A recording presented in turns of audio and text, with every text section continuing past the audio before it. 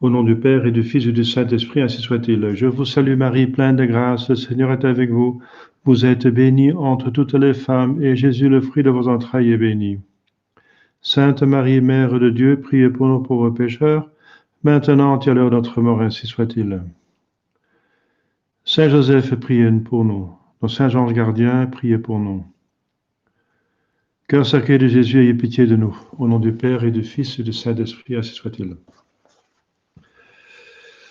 Bonsoir. Vous connaissez le catéchisme selon le professeur Spirago. Il est facilement... Moi, je l'ai en vente, donc on peut trouver sur Internet. La plupart de vous l'ont. Je pense bien, oui. Peut-être Marc Boutelier, pas. Je ne sais pas si vous l'avez. Ah, très bien. Parce qu'il est aussi en PDF, il est en digital. Donc, si vous avez besoin d'un digital, si vous ne trouvez pas le lien, je peux vous l'envoyer. Donc, c'est... Ouais. Voilà. J'ai donné déjà pendant des années le catéchisme, mais je ne me suis par préférence appuyé sur celui-ci à cause de son abondance d'exemples et d'explications. Mais bien sûr, tout catéchisme qui est reconnu par l'Église et reçu par l'Église est valable. Hein. Les plus connus sont celui des catéchismes de Trente, le Concile de Trente, le catéchisme de Saint-Pie X, le catéchisme des diocèses de France, qui était en vigueur, utilisé dans les écoles avant le Concile. Il y a beaucoup de catéchismes, n'est-ce pas? Finalement, chaque évêque, puisqu'il il fait partie de l'Église enseignante, il a donc les grâces de l'Église enseignante, mais aussi le devoir de l'Église d'enseigner l'Église.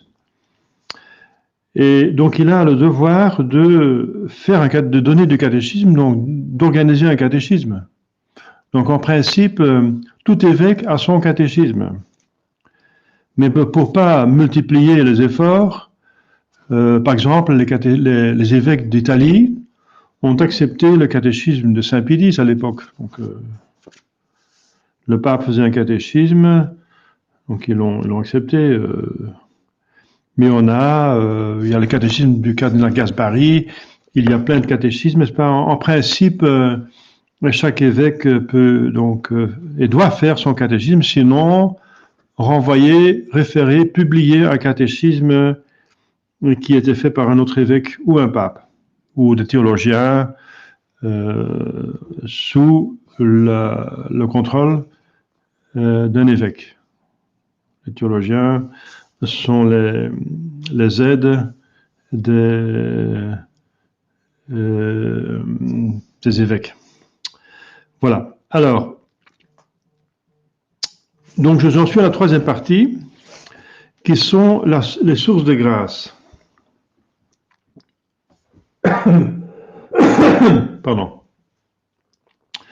Donc, le professeur Spirago commence à expliquer, situer cette troisième partie dans le tout du catéchisme. Par nos propres forces, nous ne pouvons ni croire, ni observer le commandement. On a besoin de la grâce. Pour croire en Dieu, il faut d'abord croire qu'il existe et qu'il est crédible, etc., et qu'il s'est prononcé, qu'il s'est révélé. Et que la révélation donnée par l'Église catholique, c'est vraiment Dieu qui s'est révélé. Donc il y a des éléments de crédibilité, des preuves de crédibilité, et qui nous donnent, avec la grâce, aidés par la grâce, le moyen de croire. Donc par nos propres forces, ça veut dire en tant qu'homme, corps et âme, nous ne pouvons pas croire, on a encore besoin de quelque chose de surnaturel, ça veut dire la vertu infuse de la foi qui nous est donnée par Dieu. Et ni observer les commandements, ça veut dire on peut bien observer un commandement, l'un autre, parce qu'on a tous notre conscience. Les païens ont leur conscience. Mais toujours garder tous les commandements, c'est pratiquement impossible sans la grâce. Et c'est condamné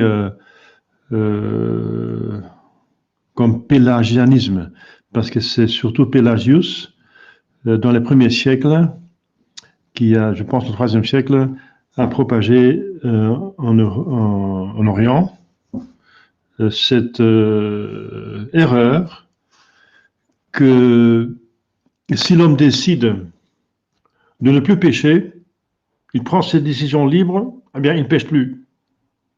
Bon, ça paraît simple, mais c'est pas si simple que ça, parce que nous avons 5 ennemis, nous avons 3 ennemis intérieurs, la triple concupiscence, et 2 ennemis extérieurs, le monde qui nous propose les péchés. Je ne vais pas vous expliquer ça parce que vous êtes confrontés avec ce monde. Et ensuite, le diable, ou les diables, il y a des milliards de diables et chacun a un diable qui s'occupe de lui, sinon plusieurs. Comme on a un ange gardien, eh bien, le diable qui est le singe de Dieu envoie aussi un spécialiste qui est spécialisé en notre situation, notre caractère, notre tempérament, nos dons et points forts et points faibles, etc. Donc, il y a ces 5 ennemis qui, tôt ou tard, vont nous faire tomber dans un péché même mortel si on n'a pas la grâce, si on n'implore pas la grâce. Donc, c'est vrai que un tel péché, en tel moment de la vie, on peut ne pas vouloir le faire et on ne le fait pas. Ça, c'est sûr, puisqu'on a une volonté libre. Mais puisque, par les péchés originels, notre intelligence est obscurcie, notre volonté affaiblie et attirée vers le mal par la triple concupiscence qui est encore organisée, ce péché qui est organisé par le monde sous l'inspiration diabolique, n'est-ce pas, un ange très intelligent, eh bien, tôt ou tard, on va tomber donc certainement dans un péché mortel si on n'implore pas l'aide de Dieu. Donc de dire, je répète, qu'on peut observer les commandements qui sont déjà de notre conscience, de nature, mais expliqués par la révélation donnée à Moïse et encore perfectionnés par la loi évangélique de Jésus, mais même les 10 commandements qui sont dans notre conscience, même ceux-là, qui sont confusément, pas très clairs, mais quand même dans la conscience, on ne peut pas toujours partout les observer. Donc c'est condamné, c'est comme pélagianisme. Donc on a besoin de la grâce. Donc pas seulement pour croire, nous savions déjà que la foi c'est un don surnaturel, une vertu surnaturelle, mais on a encore besoin de la grâce pour observer les commandements, pour rester donc en accord. Il nous faut donc la grâce de Dieu. Donc c'est nécessaire. Ah oui, parce que on sait, d'ailleurs, parce qu'on a étudié les 2 autres tomes, on est supposé d'avoir étudié les autres tomes, que sans la foi, on ne peut pas aller au ciel. Jésus demande de croire et ensuite de garder les commandements. Et si on persévère jusqu'à la fin, dit-il, alors on aura le ciel. Mais pour ça, il faut la grâce. Voilà, parce que la foi est surnaturelle, au-dessus de notre nature, et même garder les commandements qui sont même dans la loi naturelle, dans notre conscience, on ne peut pas le faire à cause de nos faiblesses. Et même Adam et Ève, entre parenthèses, qui n'avaient pas cette faiblesse, qui n'avaient pas ce monde qui les invitait au péché, qui était dans le paradis terrestre, qui était avec le bon Dieu, qui se promenait avec le bon Dieu, dit l'Écriture sainte. Ça veut dire ils s'entretenaient avec le bon Dieu, ils priaient souvent. Eh bien, même eux n'ont pas tenu, n'ont pas gardé, observé le commandement, en particulier le commandement de ne pas toucher de l'arbre de la connaissance du bien et du mal. Alors d'autant plus nous, qui sommes beaucoup plus faibles, qui ont ce monde maintenant, dans le XXIe siècle, qui est très très puissant, avec tous ces moyens techniques qui nous tente de toutes parts avec cet esprit sataniste luciférien qui a envahi la société, alors d'autant plus nous n'avons besoin de la grâce. Alors donc, deuxième point, nous obtenons la grâce de Dieu d'abord par les sources de la grâce. Les sources de la grâce, ce sont les sacrements, et surtout la Sainte Messe, donc, qui est le rite qui confectionne le très saint sacrement. Et encore, il y a 7 sacrements qui sont les sources les plus fortes. Ensuite, il y a les sacramentaux, qui sont tous les objets, aussi les personnes ou des actions qui portent les bénédictions de l'Église. L'Église a attaché à un tel objet une grâce par le pouvoir qu'elle a reçu de Dieu. Jésus a dit à Saint Pierre et à travers de Saint Pierre à toute l'Église, mais c'est fondamentalement le pape, Saint Pierre et ses successeurs qui ont ce pouvoir, mais ils peuvent le déléguer aux évêques. Ce que tu lis sur la terre sera lié dans le ciel, et ce que tu délies sur la terre sera délié dans le ciel. Donc il a un pouvoir de lier des objets, un matériel comme un chapelet. Un chapelet, c'est un objet matériel, comme vous savez. Eh bien, l'Église, par une bénédiction, peut lier une grâce à cet objet, de façon à ce que la personne qui porte le chapelet a déjà des grâces. D'autant plus si on prie le chapelet, bien sûr. Mais même si on le porte, c'est dans le texte de la bénédiction du chapelet, on a déjà des grâces. Et ensuite, par la prière et les autres bonnes œuvres. Donc, il y a 4 sources de grâce, les sacrements qui sont le plus forts, les sacramentaux qui sont moins forts, mais toujours très forts. Ensuite, la prière, qui est moins forte que les sacrements, les sacramentaux, mais qui a l'avantage qu'on peut partout la faire, on peut partout prier, même dans une prison, dans une persécution, dans le goulag, façon de parler, on peut toujours prier, mais on ne peut pas toujours dire la messe. Dans un goulag, on ne peut pas offrir la messe. Pour les sacramentaux, il faut un prêtre, etc., un rituel, et d'autres choses. Donc, ce n'est pas toujours possible. Mais la prière est toujours possible jusqu'à la fin. Et les autres bonnes œuvres. Toute bonne œuvre faite dans la foi, pour Jésus, qui a l'intention qui compte, est source de grâce. Toute bonne œuvre obtient des grâces. C'est pour ça que c'est très important de faire la prière du matin pour offrir dès le matin toutes ces œuvres à Dieu pour obtenir les grâces et même les indulgences qui sont liées, qui sont données à ces bonnes œuvres. Même de faire son devoir tous les jours, mais pour Jésus, c'est méritoire, parce qu'on le fait par obéissance à Dieu qui nous a créés tel qu'il faut travailler, faire son devoir. Voilà. Donc, il explique parmi les moyens d'obtenir la grâce, il y a une petite différence. Les uns implorent seulement la grâce, comme la Sainte Messe en tant que sacramentale. La Sainte Messe encore sacramentale, pas en tant que sacrement. Donc, dans la Messe, il faut se distinguer le Saint-Sacrement qui se fait à la consécration et qui est distribué à la communion, et la cérémonie de la Sainte Messe, qui est toutes les autres prières qui commencent par les prières en bas de l'autel, c'est-à-dire les Kyrie, les Gloria, la bénédiction à la fin de la messe et tout ça. Ce sont des prières et des sacramentaux. Donc la messe, c'est un rite qui est composé de prières, de sacramentaux et de sacrements. Eh bien, si Spirago dit ici, le professeur Spirago dit qui implore la grâce comme la Sainte Messe, il veut dire la cérémonie, le rite de la Sainte Messe, mais pas le sacrement. Parce que le sacrement n'implore pas la grâce, mais comme il va dire plus loin, communique la grâce.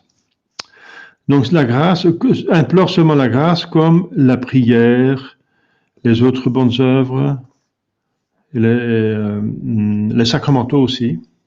implore la grâce. Donc, vous avez autant de grâce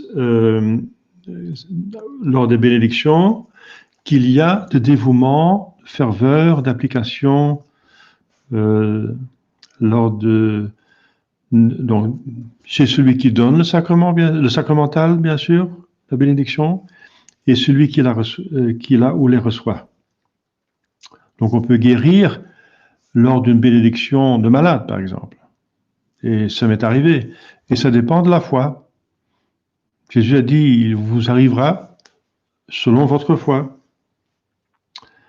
Donc ça implore la grâce, mais il faut distinguer des autres moyens de la grâce qui communiquent la grâce, comme les sacrements, voilà, les 7 sacrements.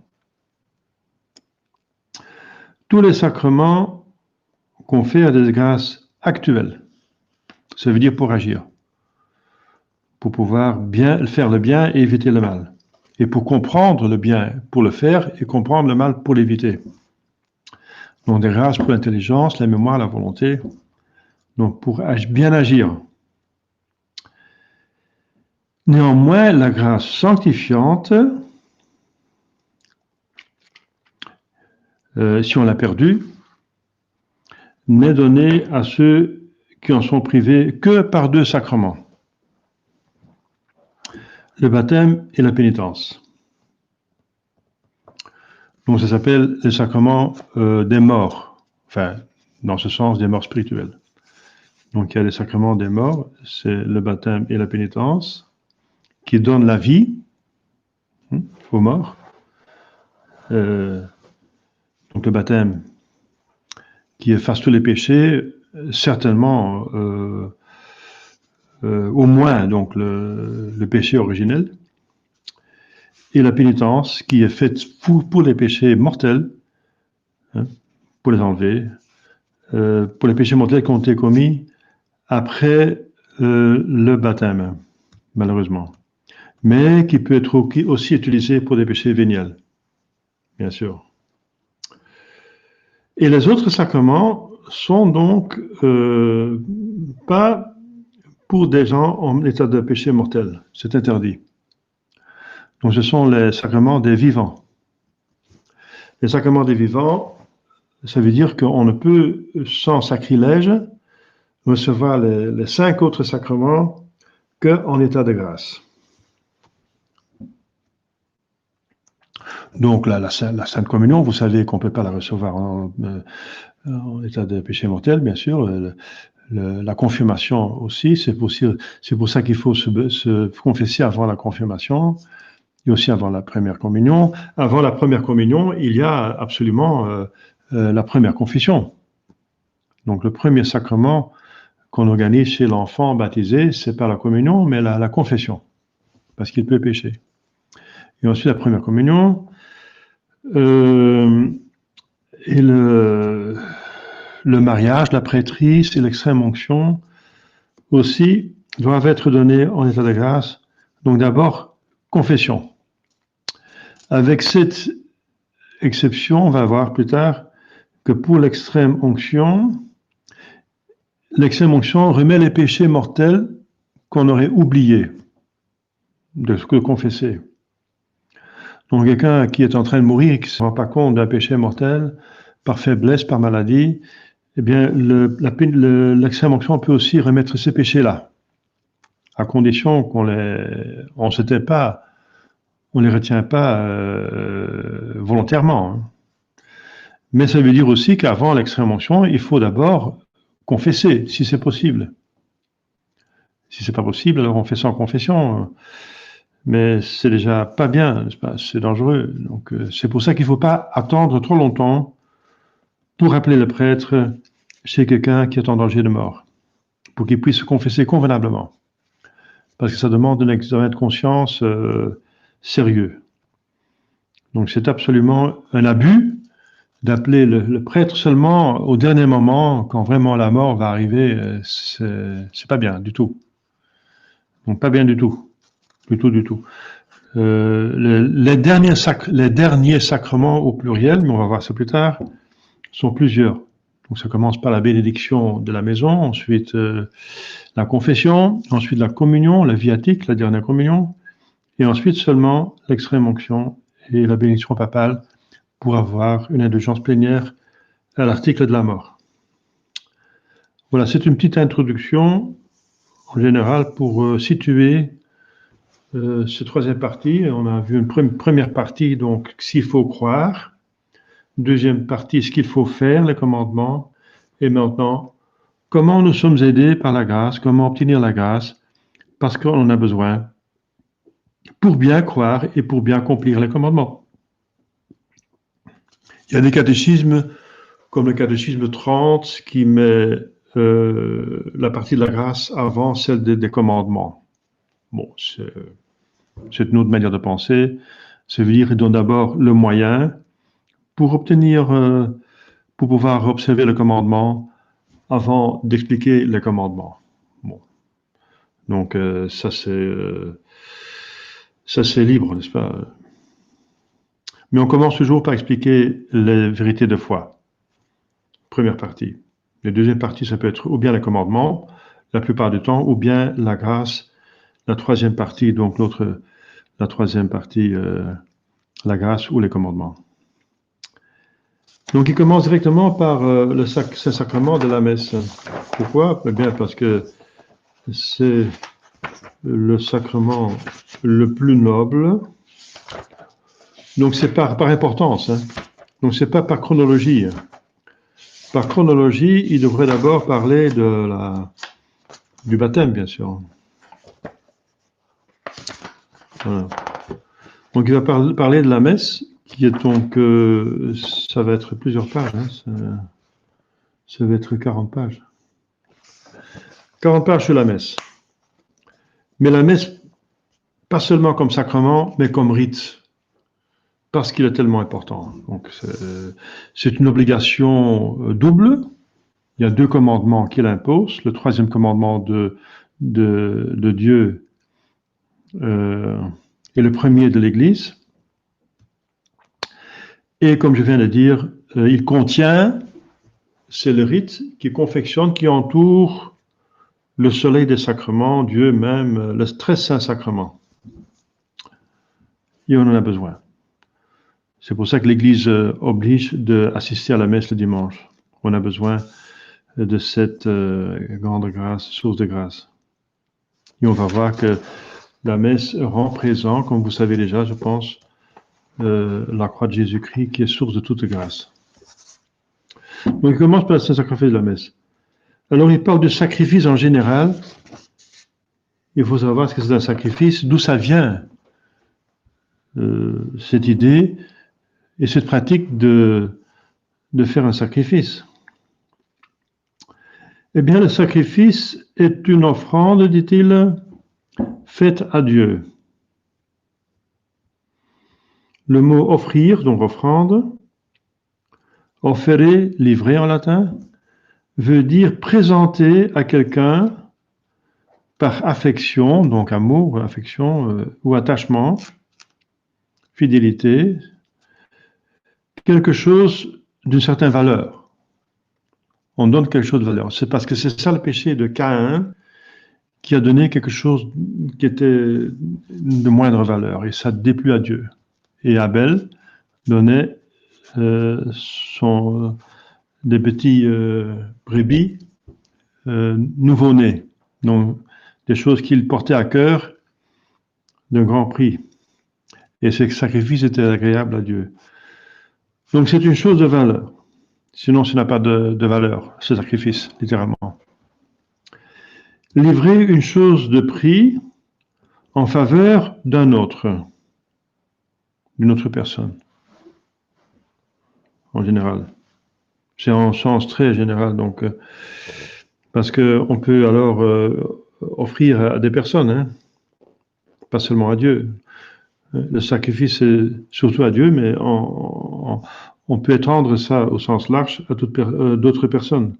Comme quand un père donne toute sa fortune pour faire étudier ses enfants, tandis que lui-même vit de privation, on dit, il fait de grands sacrifices pour ses enfants. Hein. Quand un soldat part pour la guerre afin de défendre la patrie, qu'il expose sa santé et sa vie, on dit, il se sacrifie pour son pays. Cependant, on ne donne ordinairement le nom de sacrifice au sens strict qu'à une offrande faite à Dieu. Alors il y a d'exemples dans Saint Marc, la pauvre veuve qui par amour pour Dieu offrait au temple quelques oboles qu'elle possédait, elle était très pauvre, faisait donc un grand sacrifice. Et pendant la captivité, les Israélites étaient pris en captivité par leurs péchés, amenés en Assyrie. Tobie distribuait aux Juifs indigents toute sa fortune par amour pour Dieu, par amour de Dieu. Et au péril de sa vie, ensevelissait ses compatriotes massacrés et qui gissaient dans les rues. Alors il a donné une sépulture convenable. Vous savez que organiser la sépulture pour quelqu'un, c'est une œuvre de bienfaisance corporelle. Il y a 7 œuvres de bienfaisance corporelle et 7 de bienfaisance spirituelle. Alors c'est dans le livre de Tobie, premier chapitre, c'est pour ça qu'il a été béni de Dieu, de telle sorte que l'ange Raphaël est venu sur terre pour les aider, pour aider la famille de Tobie. C'est une très belle histoire, hein, ce livre de Tobie, dans l'Écriture sainte, dans l'Ancien Testament.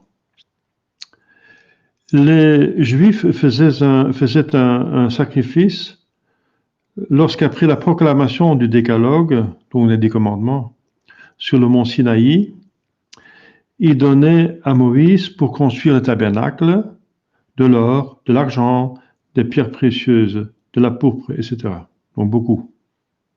C'est dans le livre de l'Exode 35. Celui qui observe les commandements de Dieu ou pratique les œuvres de miséricorde fait aussi un sacrifice, parce que ça demande un effort. On sacrifie pour commencer du temps à cela et les œuvres de miséricorde, parfois c'est donner des choses comme la nourriture et des habits, ça coûte, donc on donne de l'argent, des choses de valeur. La chose essentielle dans un sacrifice, c'est donc de donner ou aussi de renoncer à un objet de valeur par amour pour Dieu. Donner ou renoncer. Donner, c'est qu'on l'a. Renoncer, c'est qu'on pourrait l'avoir, mais on ne le prend pas. Par exemple, renoncer à un mariage, comme moi j'ai dû faire comme prêtre. Donc renoncer au mariage, c'est pas donner, mais c'est renoncer. Voilà. Pour cette offrande, nous faisons connaître que Dieu est notre bien suprême, notre bonheur. Donc c'est un acte de reconnaissance de la divinité, c'est donc acte d'adoration pour commencer. Et que par conséquent, nous avons le devoir de lui sacrifier même ce qui nous est le plus cher, puisqu'il est notre bien suprême. Pas seulement le bien suprême, mais il est la source de notre être, la cause de notre être. Tout notre être vient de lui. Nous lui devons tout notre être. Et pour exprimer ça, ça convient de redonner quelque chose en retour qui est cher. Si c'est possible, le plus cher. Si c'est faisable. Si c'est bien sûr permis. Parce qu'on va voir plus tard qu'il y a eu et maintenant toujours des sacrifices humains, et ça c'est bien sûr, ça n'est pas permis. Donc un enfant, il y a des gens qui ont donné leurs enfants, bien sûr, aux démons. C'est les rites qui se font parmi beaucoup de gentils, hein, et maintenant encore parmi les satanistes.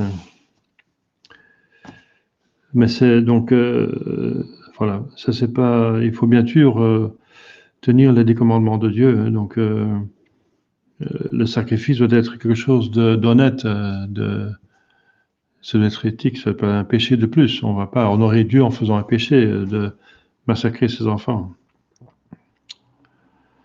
Pour donner à cette offrande toute sa signification, les hommes avaient coutume de détruire l'objet sensible. Donc le sacrifice va souvent ensemble avec une destruction. Cette destruction mettait donc dans l'impossibilité de rentrer en possession de cet objet. Et par là, le sacrifice devenait définitif. Et on exprimait ainsi, par là, cette vérité que nous ne sommes rien devant Dieu et que le don offert tenait en effet la place de l'homme. Voilà. On lui doit la vie.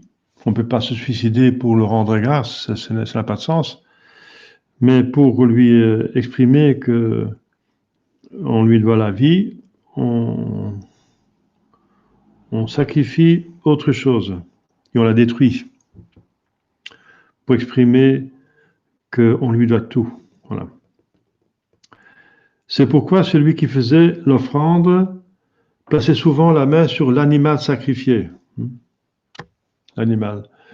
Ce qui est encore pendant la messe, le prêtre, quand il est en inquisitur, la main, c'est ce geste-là qui signifie donc cela. Donc, l'animal, enfin le sacrifice, l'animal, oui, on peut le dire parce que l'homme est un animal raisonnable. Donc le sacrifice, dans ce cas-ci, c'est l'humanité de Jésus-Christ. L'humanité de Jésus-Christ. Donc le prêtre fait ce geste, qui est un geste universel, et se faisait asperger du sang encore chaud et fumant de la victime. Voilà. Pour montrer que cet animal prend la place de l'homme. L'aspersion du sang, ça se fait maintenant par les asperges, ça veut dire par l'eau bénite, mais l'eau bénite, justement, est liée par la prière de la bénédiction de l'eau bénite au mérite de Jésus-Christ, justement, qu'il a mérité en se sacrifiant en holocauste sur la croix. Donc on ne va pas jeter du sang comme dans l'Ancien Testament, et bien sûr, nous avons un sacrifice non sanglant, on va voir là plus tard, mais quand même réel, absolument réel. Ces sortes d'offrandes expriment donc l'adoration. Ça veut dire, par l'adoration, on reconnaît Dieu comme son créateur et aussi sa fin ultime. Donc, je reprends ici ce que j'ai dit ailleurs, qu'il ne faut pas abuser de ce verbe adorer. Adorer veut dire reconnaître comme son créateur. Donc, si on dit j'adore mon enfant, j'adore le chocolat, j'adore aller au théâtre, eh bien, c'est un abus de langage, n'est-ce pas? Le chocolat ne vous a pas créé. Voilà. Donc, ça veut dire qu'on aime à l'excès, ce qui n'est pas très convenable non plus. D'aimer à l'excès, il faut la tempérance. Mais surtout pas dire adorer, parce que l'adoration revient à Dieu seulement. Un seul Dieu, tu adoreras. Voilà, c'est dans les commandements. Donc, arrêtons d'abuser de cette expression « j'adore ceci, j'adore ça ». On adore seulement le bon Dieu, c'est tout. Et ça suffit, et c'est très bien. Et Dieu est un Dieu jaloux, attention.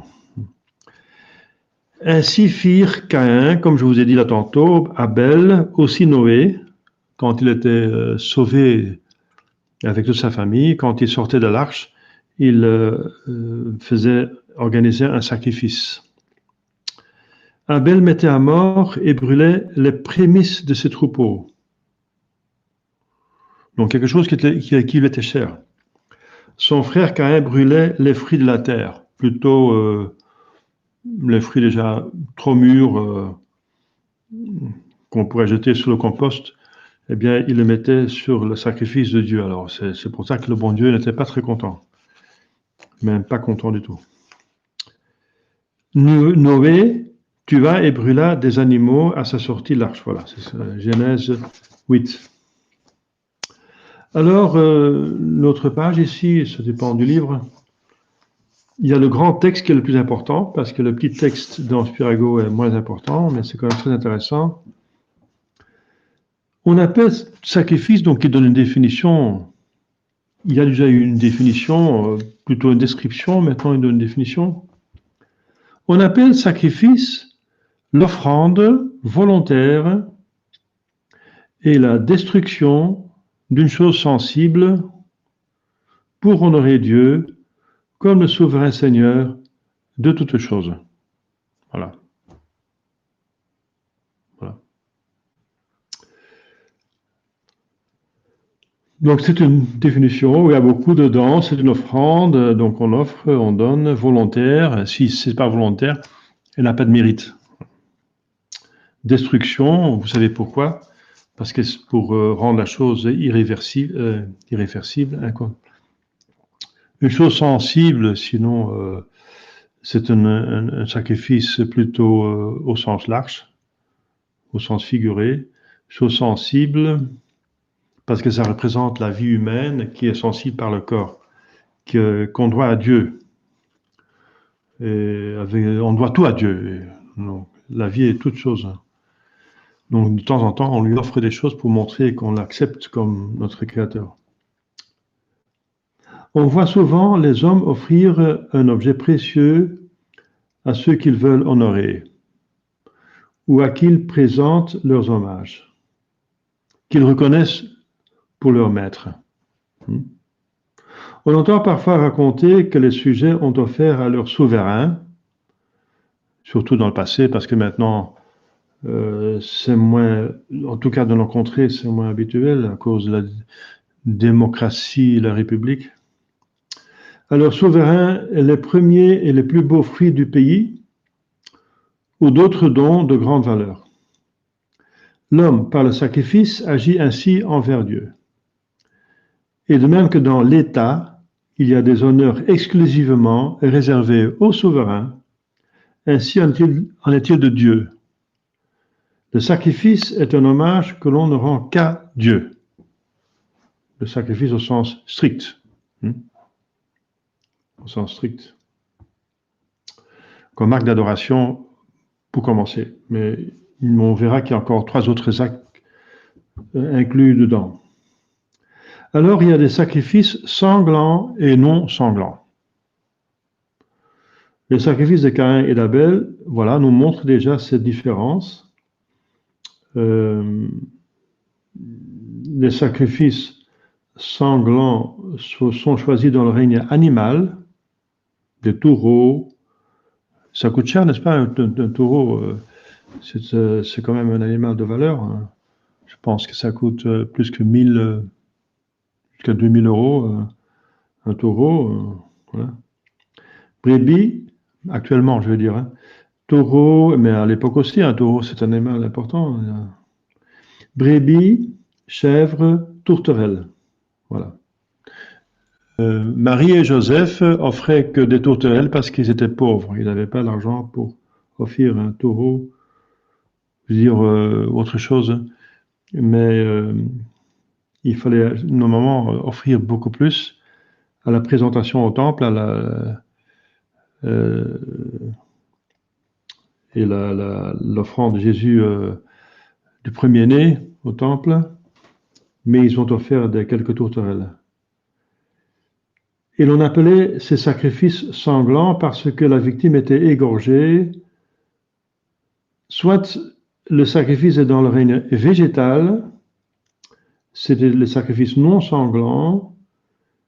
Les offrandes prises dans le règne végétal pouvaient être des aliments, farine, gâteaux, gerbes de blé, etc., comme les pains de présentation dans le tabernacle, dans le temple de Salomon et même dans le tabernacle dans le désert. Donc il y a 3 lieux de culte dans l'Ancien Testament. Le tabernacle qui était une tente qui voyageait avec le peuple élu, les Israélites. Ensuite, le temple de Salomon qui a été détruit par, par les ennemis à cause des péchés du peuple. Et ensuite, le temple construit par Hérode du temps de Jésus. Et après, il n'y a plus de temple. Donc, le temple est détruit l'année 70 ou 70, il y a plus de temps. Donc il y a eu 3 lieux de sacrifice dans l'Ancien Testament. Et là, il y avait donc obligation de faire des sacrifices sanglants et non sanglants. Donc il y avait les tables de présentation avec des pains qui sont la figure de l'Eucharistie, de la communion. Ou des liquides, vin et l'huile qu'on jette devant l'autel, qu'on répand au pied de l'autel. Les animaux étaient immolés, la plupart du temps. Parfois, comme le bouc émissaire, il était renvoyé dans le désert. On le cherchait des péchés, donc c'est au sens bien sûr figuré, parce que le bouc ne peut pas pécher, c'est un animal, mais c'était une figure de Jésus. Toute la liturgie de l'Ancien Testament était figuratif de la liturgie du Nouveau Testament. Donc on chargeait un bouc des péchés du peuple et du grand prêtre, du peuple, et ensuite on envoyait dans le désert comme pour se défaire de ses péchés. Et ce bouc signifie Jésus qui prend sur soi tous les péchés du monde, voilà, et les amène dans le désert, ça veut dire les détruit dans un sacrifice où il est tout seul, que lui tout seul peut faire. Donc pour mieux comprendre la messe, la liturgie actuelle, c'est bien de lire les rites de l'Ancien Testament. Hein. Ça explique plusieurs aspects. Très bien. Les animaux étaient donc immolés la plupart du temps, sauf le bouc émissaire, etc. Leur sang répandu devant l'autel et leur chair brûlée en entier. Holocauste. Un holocauste, c'est un sacrifice total. C'est que rien reste, tout est consommé par le feu. Ça veut dire holocauste. Un sacrifice total. Et là, vous comprenez que tout ça, ce sont des figures de Jésus qui s'est totalement été immolé jusqu'à la mort dans toutes sortes de souffrances sur la croix. Ou bien, et c'est un sacrifice sanglant, hein, Jésus a versé son sang, hein, bien sûr. Ou bien on en retenait une partie destinée au prêtre et à celui qui faisait l'offrande, une partie. Et ça, c'est encore une figure de la communion.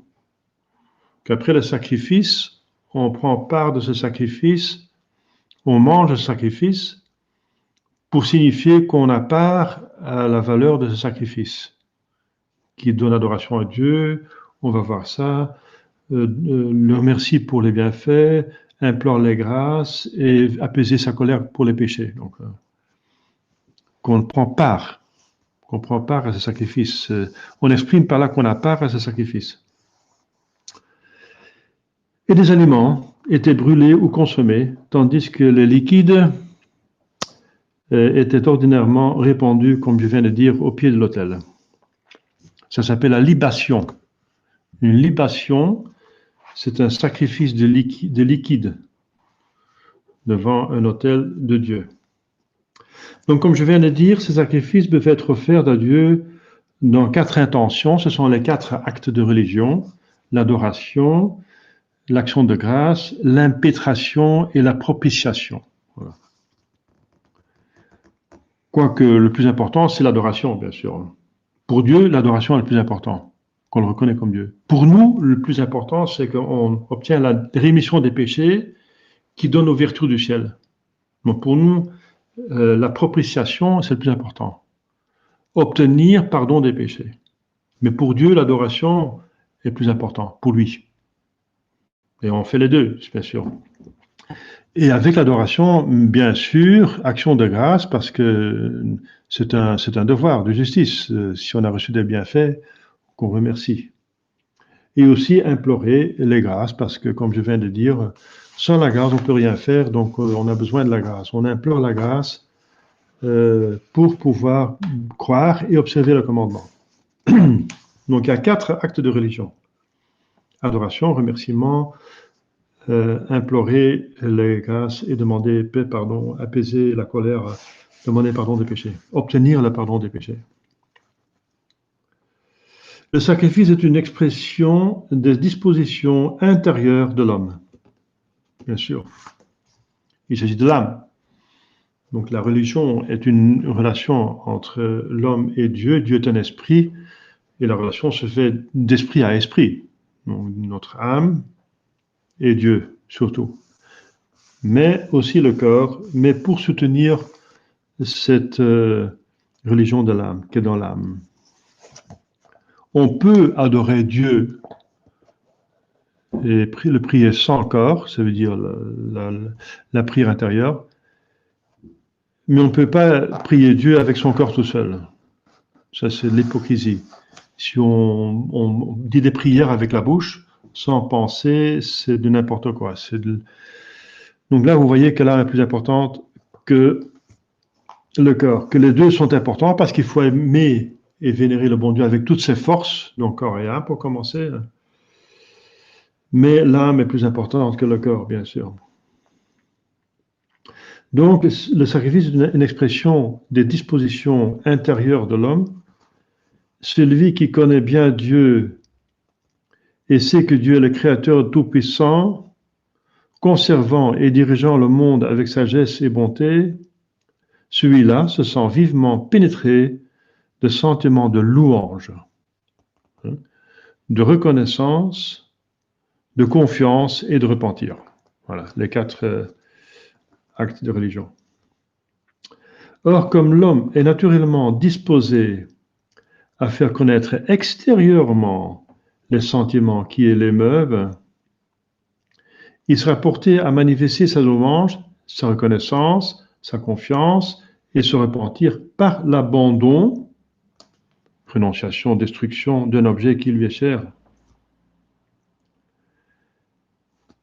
Et je vais même ajouter une chose, l'homme n'est pas seulement donc âme et corps, donc l'âme c'est le plus important, mais le corps veut participer naturellement puisqu'il fait un tout, mais aussi nous sommes des êtres essentiellement sociables, social. Donc c'est normal aussi que la prière soit pas seulement avec l'âme et le corps, mais aussi ensemble. Et la liturgie est essentiellement une prière ensemble. On prie notre Père, pas mon Père, mais notre Père, demande Jésus.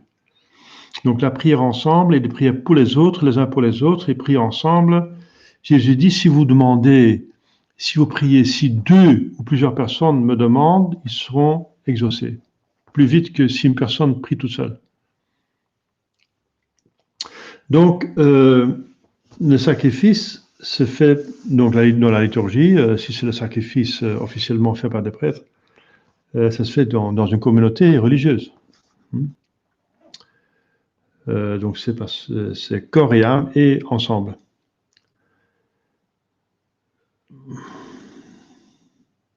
Comme cette disposition intérieure est essentiellement nécessaire au sacrifice, qui sans cela ne serait que de l'hypocrisie. L'hypocrisie, ça veut dire on ment avec son comportement, on exprime une action vertueuse ou des vertus, mais on ne l'est pas à l'intérieur, donc c'est mentir avec ses gestes. Le corps n'exprime pas ce qu'il y a dans l'âme, c'est l'hypocrisie. Et ça, c'est un péché, n'est-ce pas? C'est pas convenable. Donc, on nomme aussi sacrifice au figuré la simple intention d'un cœur contrit. Voilà. Comme je disais, là tantôt, que le sacrifice, c'est la destruction d'une chose sensible, mais au sens large, ça peut être aussi spirituel. Un cœur contrit, c'est considéré par le psaume 50e comme une sorte de sacrifice. Voilà. Chaque jour, on offrait à Jérusalem. Donc à l'époque, il y avait le temple. Enfin, d'abord, il y avait, mais c'était pas à Jérusalem, c'était à Hébron, un peu plus loin, la tente, jusqu'à ce que Salomon construise un temple en 950, disons, avant Jésus-Christ. Eh bien là, Donc là, on pouvait vraiment déployer la liturgie convenablement, comme elle était donnée par Dieu à Moïse dans le désert. Donc toute la liturgie était révélée à Dieu, de Dieu à Moïse. C'était écrit dans les livres de la Bible, le Lévitique et le Deutéronomium. Donc ce sont des livres de la Pentateuque. La Pentateuque fait dire les 5 premiers livres de l'Ancien Testament, de l'Écriture sainte. Chaque jour, donc, on offrait à Jérusalem, quand il y avait même déjà la tente, le tabernacle qui venait du désert, mais surtout, on pouvait faire ça convenablement avec le temple de Salomon, des sacrifices de louange, des holocaustes. Donc, des holocaustes, destruction totale. Noé, le patriarche Noé, offrit, comme on l'a vu, un sacrifice de reconnaissance à sa sortie de l'arche. Parce que toute l'humanité était exterminée par la colère de Dieu pour leurs péchés qui méritaient vengeance et la mort. Et seul Noé et sa famille, donc 8 personnes, étaient sauvées. Donc lui et ses 3 fils et leurs 4 femmes. Donc 8 personnes. Et par reconnaissance, il fait un sacrifice. Ça, c'est donc l'exemple d'un sacrifice de reconnaissance. On faisait des sacrifices impétratoires, ça veut dire pour demander les grâces avant les batailles, comme par exemple Judas Maccabée offrit un sacrifice propitiatoire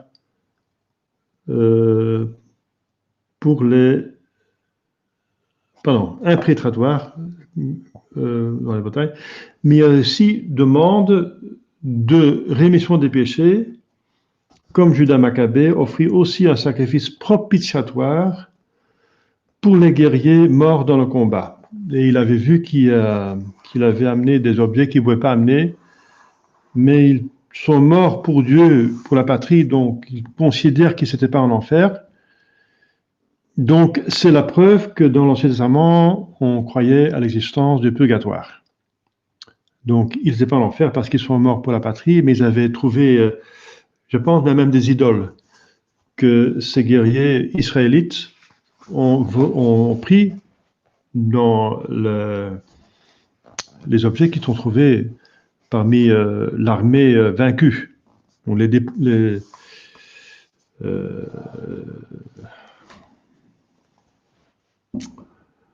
donc le butin de la guerre, de la victoire.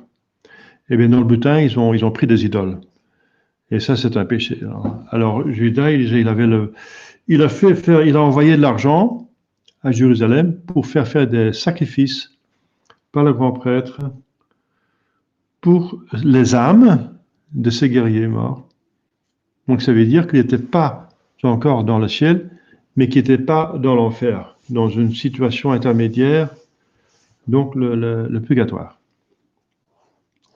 Donc demande pardon des péchés pour des personnes déjà décédées, parce qu'on peut demander pardon des péchés pour les personnes qui sont vivantes, pour soi-même, pour ses propres péchés, mais aussi pour des personnes mortes, ça veut dire dans le purgatoire, parce que dans l'enfer, on ne peut pas remettre les péchés, et dans le ciel, il n'y a pas de péché. Donc le seul lieu où la situation, plutôt parce qu'il n'y a pas de corps, dans le purgatoire, la situation, pour un lieu, il faut un corps.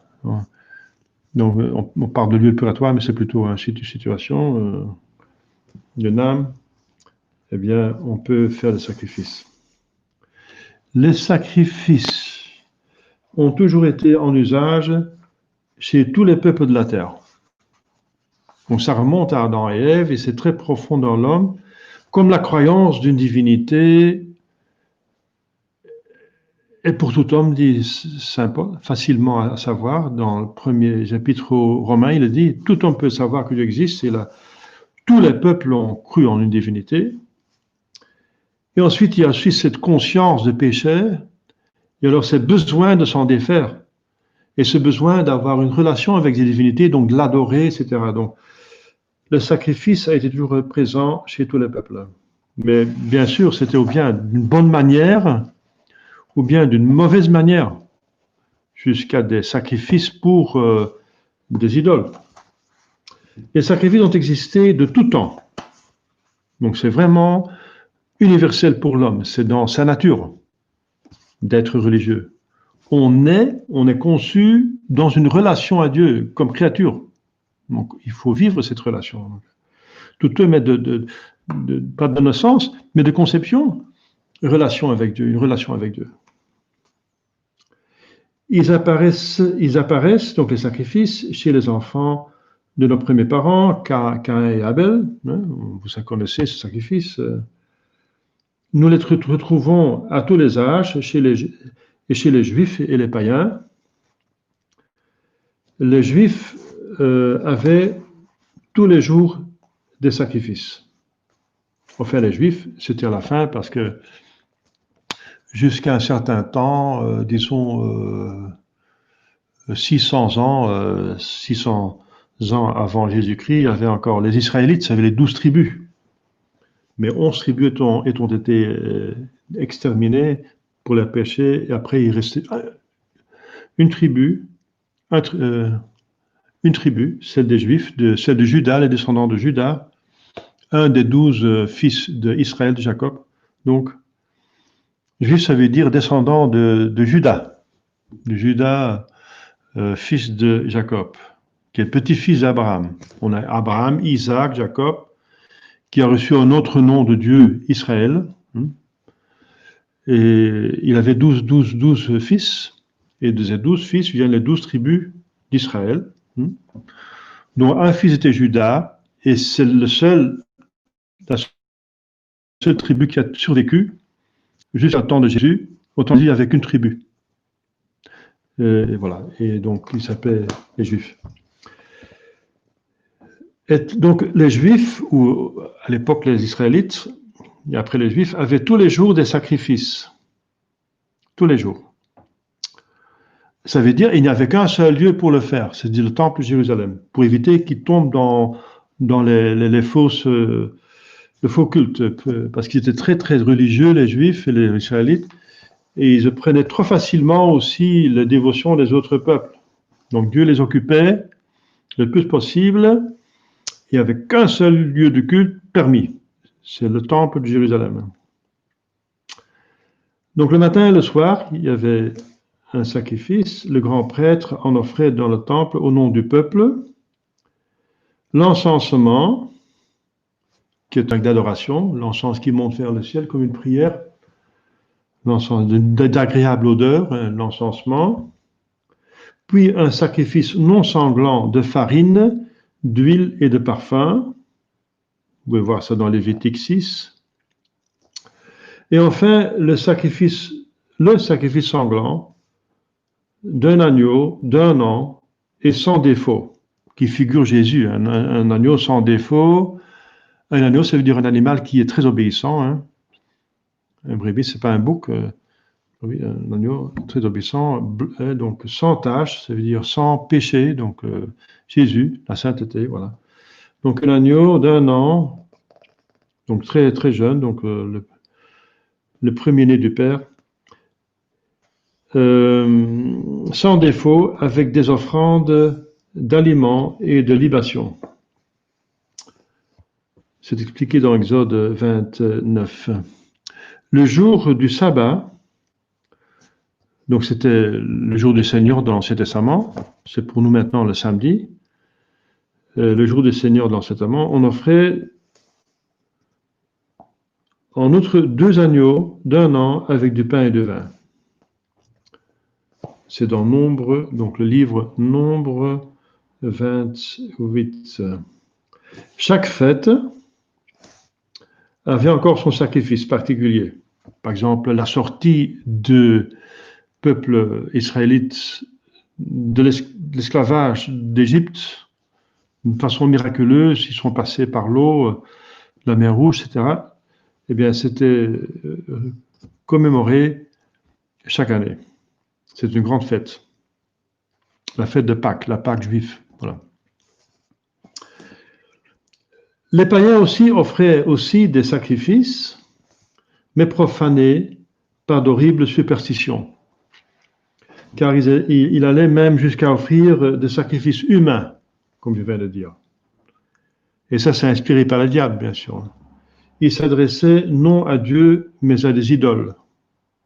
Donc, aux démons. Derrière les idoles, dit l'Écriture sainte, le psaume 95 dit que les dieux des autres religions sont des démons. Donc, derrière les idoles, les statues, n'est-ce pas, de bois ou d'or, ou tout n'importe quoi, il y a des démons. Ce qui immole les gentils, écrivait saint Paul, il immole aux démons et non à Dieu. 1 Corinthiens 10. Donc ça, c'est encore une condamnation de Vatican II qui respecte toutes les religions. Comment est-ce qu'on peut avoir un respect de religions qui font éventuellement le sacrifice humain, comme l'hindouisme connaît en soi des sacrifices humains, et ça se fait encore aujourd'hui, hein. Les sacrifices humains, parfois on surprend des gens qui le font. J'ai ici trouvé un article d'un sacrifice humain qui a été fait par un hindou récemment. C'est, où est-ce que ça se trouve?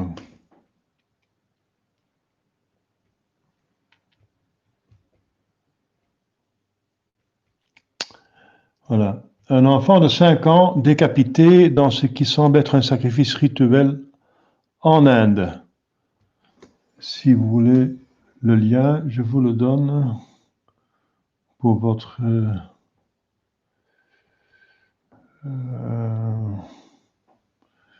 voilà. Malheureusement, ça existe. Il faut savoir que ça existe.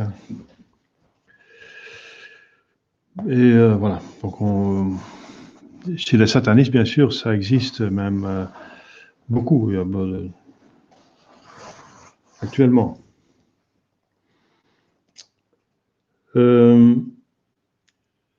Voilà, donc l'Écriture sainte rapporte que le roi des Moabites, assiégé par le roi d'Israël, immola son premier-né sur les remparts pour implorer le secours de ces faux dieux. Les Phéniciens et d'autres peuples d'Asie sacrifiaient chaque année, et surtout dans la détresse, leurs enfants à Moloch. C'est encore ce même Moloch auquel donnaient des sacrifices humains actuellement par des satanistes, surtout en Amérique, aux États-Unis. Ce même Moloch. Le dieu du feu à la tête de taureau. On rendait, donc vous savez, enfin, cette histoire de Bohemian Groves, qui était donc dénoncée par Alex Jones, où ils ont mis un Moloch et mis une poupée brûlée, mais ça signifie les sacrifices humains qu'ils font en cachette, hein, bien sûr. Alors, ce dieu, donc cette statue énorme, n'est-ce pas? C'est combien de mètres en métal, avec une tête de taureau, on rendait sa statue incandescente et on jetait ensuite les enfants dans ses bras. Les principaux sacrifices humains avaient lieu en Amérique, surtout dans le Mexique. Donc, Christophe Colomb a délivré plusieurs peuples de ces sacrifices, de ces peuples des peuples de l'Amérique du Sud, l'Amérique centrale. Il fallait livrer chaque année près de 20 000 victimes aux prêtres mexicains. On leur ouvrait la poitrine et on leur arrachait le cœur encore palpitant pour le presser sur les lèvres de l'idole. Donc on voit ça dans le film de Mel Gibson, Apocalypto. C'est un film très impressionnant, donc, qui montre la nécessité du christianisme pour revenir abolir cette abomination. Ces sacrifices horribles avaient lieu aussi chez les Grecs et les Romains, s'il vous plaît, donc soi-disant civilisés, hein, qui nommaient les autres les barbares, ou les barbaroi, mais eux-mêmes faisaient des sacrifices humains. Donc, de même chez les Teutons, hein, ici en Europe, encore aujourd'hui, il existe chez les idolâtres, voilà, dans les Indes, il en parle, on sacrifie régulièrement des jeunes gens sur les hauteurs, ça veut dire sur les collines. On les attache à des troncs d'arbres, le peuple danse autour d'eux et chacun coupe à la victime un morceau de chair. Telle est la malheureuse situation de l'humanité en dehors de la vraie religion. Il y a un film nouveau que vous pouvez voir sur Gloria TV sur la vie de Saint Patrick. Et on voit au début de ce film, qui est en anglais, je pense qu'il y a des sous-titres français dans certaines versions, on voit qu'il va en Irlande et qu'il arrête les sacrifices humains. Et il arrive à les arrêter en faisant des miracles. Et le biographe dit qu'en entrant en Irlande, il y a presque personne n'était presque catholique, très peu de catholiques. Et après sa mort, il n'y avait presque plus de païens. C'est le contraire, tout le monde était catholique. Mais il a dû se battre contre ces abus, contre ces prêtres druides, etc., du paganisme.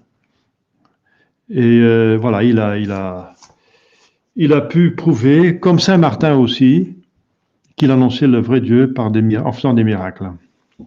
Voilà. Donc pour convertir les peuples, il faut finalement le don du miracle. C'est vrai qu'ici, les Flamands, ici, on a été convertis par Saint Victricius et Saint Amand, qui ont tous les deux, Saint Amand, c'est un Français, qui est venu par ici, eh bien, ils ont ressuscité des morts. Donc, et c'est à ce moment-là qu'ils sont convertis. Donc, pour convertir de nouveau nos peuples, je pense qu'il faut revenir, ça ne suffit plus de leur dire la vérité et de vivre une vie sainte, quoique les saints sont toujours très, très, très motivants pour convertir les gens, mais que pour convertir les masses, il faut de nouveau des martyrs. Donc la preuve qu'ils disent vrai, qu'ils sont vraiment convaincus, le sang des martyrs et des miracles.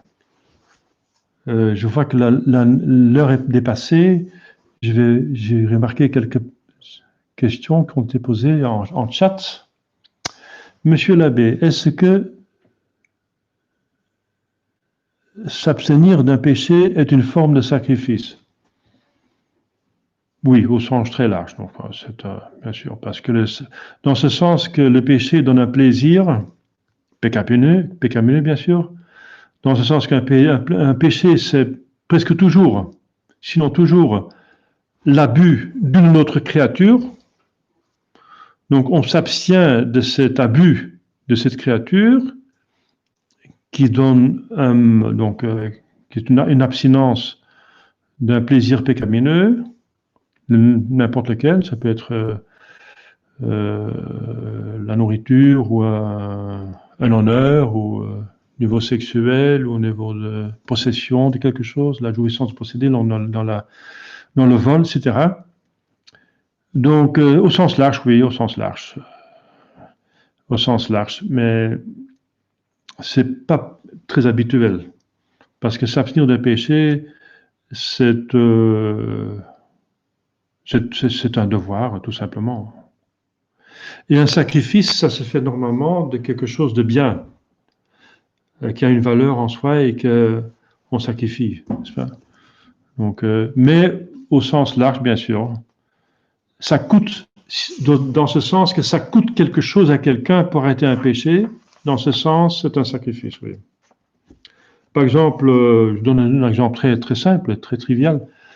On fume trop. Alors, on fait un péché parce qu'on diminue sa vie avec ça. Si c'est trop, on peut causer le cancer. Si on vraiment, pas quelques cigarettes par jour, mais quelques paquets par jour, ça coûte à cette personne d'arrêter. Puis on peut parler d'un sacrifice, oui. Oui, en sens large, on peut parler d'un sacrifice, oui. Au sens large. Alors, autre question, je fais référence notamment à Ecclésiastique 31. Ah oui. Eh bien, voilà, bienheureux l'homme qui est trouvé être sans macule, sans tache de péché. Je ne sais pas si ce texte parle aussi d'un sacrifice. Oui, bien sûr qu'il est bienheureux l'homme qui ne fait pas de péché. Hein. C'est la même médaille, mais deux faces. Ne pas faire des péchés, ça veut dire être saint. Être saint, ça veut dire qu'on ne fait pas de péché. Ouais. Parce que saint, ça veut dire, être saint, ça veut dire qu'on fait seulement le bien. On ne fait jamais le mal. La sainteté, c'est ne faire que du bien, comme Dieu. Dieu est le seul saint, qui fait du bien. Il y a des choses que le bon Dieu ne peut pas faire. C'est le mal, c'est l'absurde. Il ne peut pas faire qu'un cercle soit carré, hein, etc. Donc, voilà, ça c'est sûr. Voilà, si vous voulez poser d'autres questions, vous êtes libre. Tout le monde a bien compris, je pense, c'est assez clair. J'ai lu cette fois-ci le petit texte, je ne vais pas toujours lire le petit texte, mais j'ai lu le petit texte parce que c'est quand même important. Cette notion de sacrifice n'est pas assez connue. Voilà. On va prier. Au nom du Père et du Fils et du Saint-Esprit, ainsi soit-il. Je vous salue Marie, pleine de grâce, le Seigneur est avec vous. Vous êtes bénie entre toutes les femmes et Jésus, le fruit de vos entrailles, est béni. Sainte Marie, Mère de Dieu, priez pour nous pauvres pécheurs, maintenant et à l'heure de notre mort, ainsi soit-il. Cœur sacré de Jésus, ayez pitié de nous. Saint Joseph, priez pour nous. Nos saints anges gardiens, priez pour nous. Nos saints patrons, priez pour nous. Voilà, donc je vais essayer de faire ça tous les mardis, sauf si c'est trop pour vous, alors je vais faire ça peut-être une fois toutes les 2 semaines, si vous voulez. Moi, sauf exception, bien sûr, hein, parce que ça doit être possible. Merci. Bonne soirée. Priez pour moi, s'il vous plaît, je prie pour vous.